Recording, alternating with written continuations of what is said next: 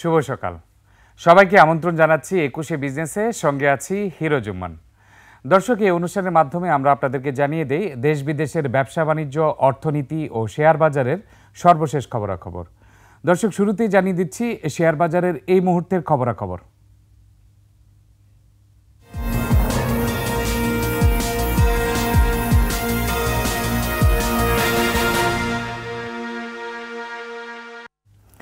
Dhaka share বাজারে ঊর্ধ্বমুখী প্রবণতা দিয়ে আজ দিনটি শুরু হয়েছে। সূচক বৃদ্ধি পেয়েছিল প্রায় 24 পয়েন্টের মতো।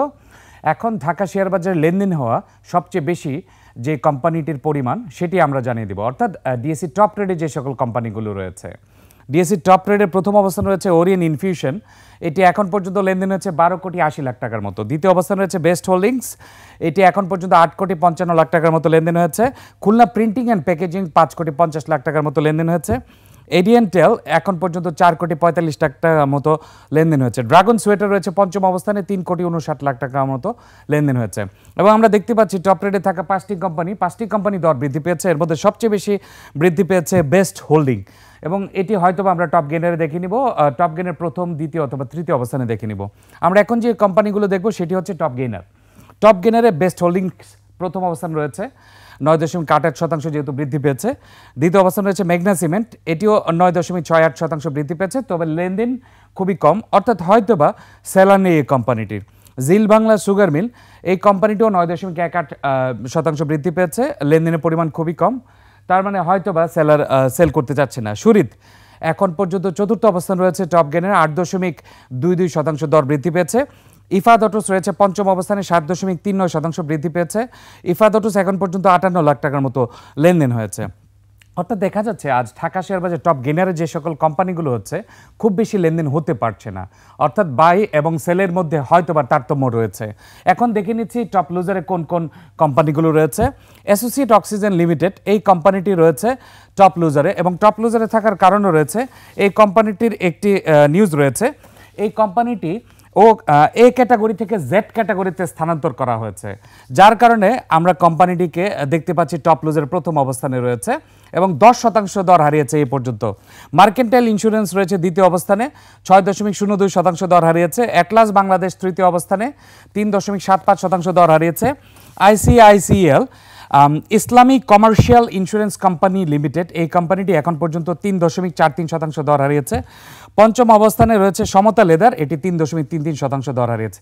আমরা দেখে নিলাম টপ লুজার। এখন আমরা দেখে নিচ্ছি ফার্মাসিউটিক্যাল খাতের কি অবস্থা রয়েছে। যেহেতু টপ ট্রেডের প্রথম যে কোম্পানিটি ছিল সেটিই ছিল ফার্মাসিউটিক্যাল খাতের, তো দেখে নিচ্ছি ফার্মাসিউটিক্যাল খাতের কি অবস্থা। ফার্মাসিউটিক্যাল খাতের টপ ট্রেডে যেহেতু প্রথম অবস্থান ছিল ওরিয়েন্ট ইনফিউশন, এটাও প্রথম অবস্থানে। দ্বিতীয় অবস্থানে রয়েছে সেন্ট্রাল ফার্মাসিউটিক্যালস, তৃতীয় অবস্থানে রয়েছে কোহিনুর, চতুর্থ অবস্থানে রয়েছে এশিয়াটিক ল্যাবরেটরিজ, পঞ্চম অবস্থানে রয়েছে বিকন ফার্মাসিউটিক্যালস। এবং ফার্মাসিউটিক্যাল সেক্টরে টপ ট্রেডের 5টির মধ্যে মাত্র একটি দর হারিয়েছে, বাকি 4টি দর বৃদ্ধি পেয়েছে। আমরা দেখে নিই ফার্মাসিউটিক্যাল খাতে গেইনারে রয়েছে কোন কোন কোম্পানিগুলো। ফার্মাসিউটিক্যাল খাতে গেইনারে রয়েছে যে কোম্পানিগুলো, এর মধ্যে প্রথম রয়েছে কোহিনুর কেমিক্যাল, ওরিয়েন্ট ইনফিউশন দ্বিতীয় অবস্থানে, সেন্ট্রাল ফার্মাসিউটিক্যাল তৃতীয় অবস্থানে, চতুর্থ অবস্থানে বেক্সিমকো ফার্মা, পঞ্চম অবস্থানে ওরিয়ন ফার্মা। এবং এই সবকটি শেয়ার 3.83 থেকে 2.82% পর্যন্ত বৃদ্ধি পেয়েছে। আমরা এখন দেখে নিব তথ্য এবং প্রযুক্তি খাতে টপ ট্রেডে কোন কোন কোম্পানিগুলো রয়েছে। এবং আইটি খাতের যদি আমরা টপ ট্রেড দেখতে চাই, আমরা একটু অপেক্ষা করব। আইটি খাত এই কারণেই দেখিয়ে দিব যেহেতু আমরা দেখেছি টপ ট্রেডের প্রথম 10টি কোম্পানির মধ্যে একটি রয়েছে আইটি খাতের। এছাড়াও আইটি খাতে কিন্তু গতকালও লেনদেন বেশ ভালো হয়েছিল। এছাড়া দর্শক, আপনাদের কাছে আরেকটি তথ্য জানিয়ে রাখি, সিভিও পেট্রোকেমিক্যাল, এটি বি ক্যাটাগরি থেকে এ ক্যাটাগরিতে উন্নতি করা হয়েছে। কোম্পানিটির ইপিএসও বৃদ্ধি পেয়েছে। অক্টোবর থেকে ডিসেম্বর পর্যন্ত ইপিএস দাঁড়িয়েছে 96 পয়সা, যেটি গত বছর ছিল 66 পয়সা। আমরা দেখে নিব এখন আইটি খাতের কি অবস্থা। তথ্য প্রযুক্তি খাতের টপ ট্রেড এবং টপ গেইনার আমরা দেখে নিব। আইটি খাতের টপ ট্রেডের মধ্যে প্রথম অবস্থান রয়েছে এডিএনটেল, দ্বিতীয় অবস্থান রয়েছে আইটিসি, তৃতীয় অবস্থান রয়েছে অগ্নি সিস্টেম লিমিটেড, চতুর্থ অবস্থান রয়েছে জেনেক্স ইনফোসিস লিমিটেড, পঞ্চম অবস্থান রয়েছে আমরানেট। এবং প্রত্যেকটি শেয়ার আমরা দেখতে পাচ্ছি দর বৃদ্ধি পেয়েছে। এডিএনটেল 1.32, আইটিসি 1.32। এখন দেখে নিচ্ছি আইটি খাতের টপ গেইনারে কোন কোন কোম্পানিগুলো রয়েছে, অর্থাৎ শতাংশের দিক থেকে কোন কোনগুলো সবচেয়ে বেশি বৃদ্ধি পেয়েছে। ড্যাফোডিল কম্পিউটার 2.77 বৃদ্ধি পেয়েছে প্রথম অবস্থানে। দ্বিতীয় অবস্থান রয়েছে ইনটেক, তৃতীয় অবস্থান রয়েছে জেনেক্স ইনফোসিস লিমিটেড, চতুর্থ অবস্থান রয়েছে আইটিসি, পঞ্চম অবস্থান রয়েছে এডিএনটেল।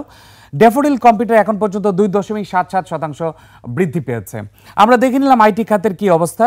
আইটি খাতের চেয়ে কম্পারেটিভলি ফার্মাসিউটিক্যাল খাতে শতাংশের দিক থেকে বেশি বৃদ্ধি পেয়েছে। এখন আমরা দেখে নিব টেক্সটাইল খাতের কি অবস্থা। টেক্সটাইল খাত যদি আমরা দেখে নিই, টপ ট্রেডের 5টি কোম্পানির মধ্যে একটি কোম্পানি দর হারিয়েছে।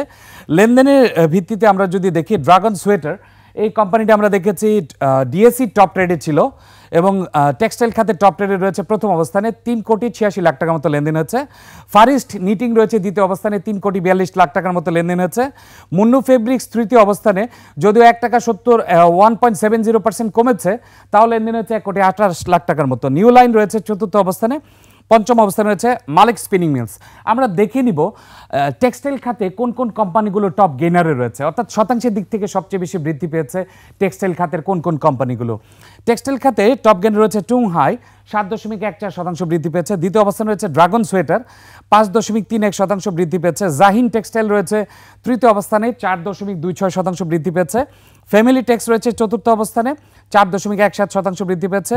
পঞ্চম অবস্থানে রয়েছে মেট্রো স্পিনিং মিলস, এটি 3.51% বৃদ্ধি পেয়েছে। আমরা দেখে নিলাম টেক্সটাইল খাতের অবস্থা, ফার্মাসিউটিক্যাল খাতের অবস্থা এবং আইটি খাতের অবস্থা। এখন আমরা দেখে নিব এশিয়ার শেয়ার বাজারের খবরাখবর। সূচকের মিশ্র প্রবণতা দেখা যাচ্ছে এশিয়ার বেশিরভাগ পুঁজিবাজারে। জাপানের শেয়ার বাজার নিকি সূচক 49 পয়েন্ট বেড়ে দাঁড়িয়েছে 38,951 পয়েন্টে।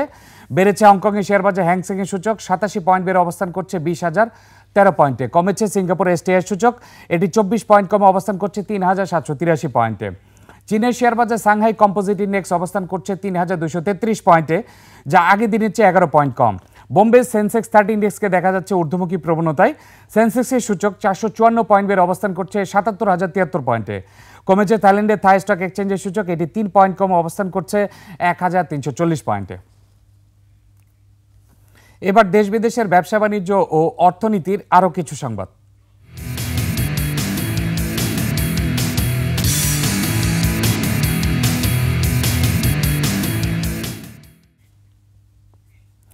29টি ব্যাংক হিসেবে 258 কোটি টাকারও বেশি অস্বাভাবিক ও সন্দেহজনক লেনদেন এবং প্রায় 73 কোটি টাকার অবৈধ সম্পদ অর্জনের অভিযোগে কুমিল্লা 6 আসনের সাবেক সংসদ সদস্য বাহাউদ্দিন বাহার, তার স্ত্রী ও মেয়ের বিরুদ্ধে মামলা করেছে দুদক।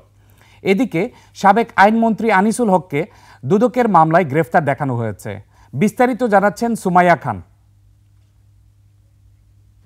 সাবেক সংসদ সদস্য আ.ক.ম বাহাউদ্দিন বাহার, তার স্ত্রী মেহেরুন্নেসা ও মেয়ে সাবেক মেয়র তাহসিন বাহার সূচনা, শেখ হাসিনার আমলে কুমিল্লায় এই 3 জনের কথাই ছিল শেষ কথা।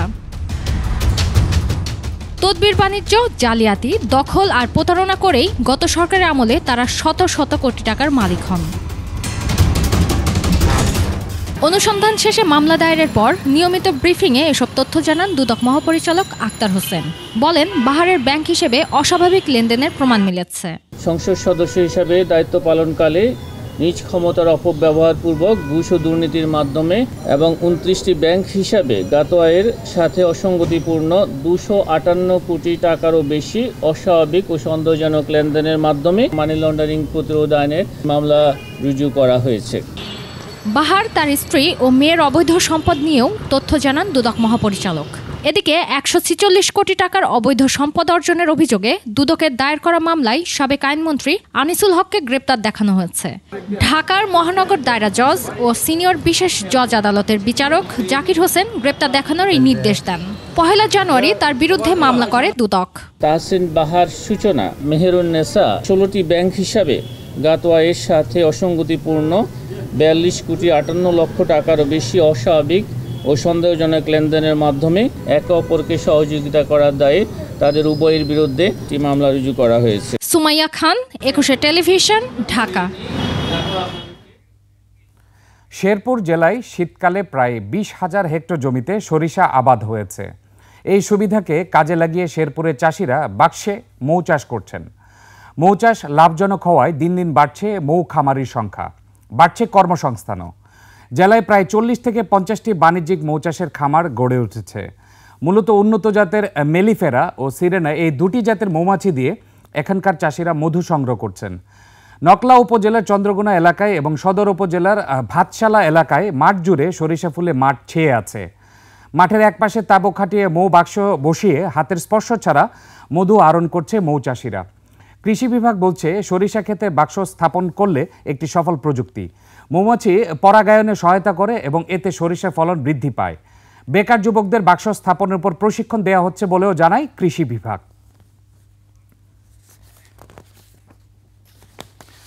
রাজবাড়ীর বাজারগুলোতে বেড়েছে শীতকালীন সবজির সরবরাহ।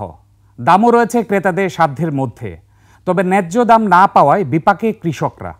রাজবাড়ীর বাজারে আলু 25 টাকা, বেগুন 20, ফুলকপি 10 থেকে 15 টাকা, টমেটো 30, পেঁয়াজ 40, বাঁধাকপি 10 থেকে 15 টাকা, কাঁচামরিচ 50, ব্রক্কলি 20 টাকা পিস ও মূলা 5 টাকা হালি বিক্রি হচ্ছে।